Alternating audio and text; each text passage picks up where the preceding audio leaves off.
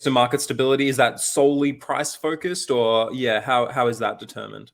Yeah, that's determined by three things. So the first one is market cap. So we try to see whether we can have a verified market cap. Sometimes projects have like unverified market caps on CoinGecko or CoinMarketCap.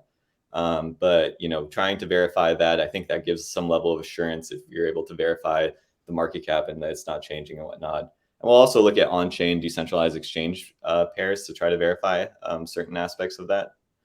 We also look at trading volume, so verifying the trading volume on reputable platforms and on-chain using on-chain data. So the reason why that's important from a security perspective is the more active a project is, the more trading volume it has, the more liquid it is, the directionally safer it is, and not being able to be manipulated through price manipulation and whatnot. And then finally, we look on-chain and we measure token activity for market stability, right? So looking at the number of valid on-chain transactions, unique number of wallets, and as I mentioned before, any sort of privilege functions that are invoked by the admin keys. Those are all sort of calculated, factored, and then weighted into an overall score for the market stability.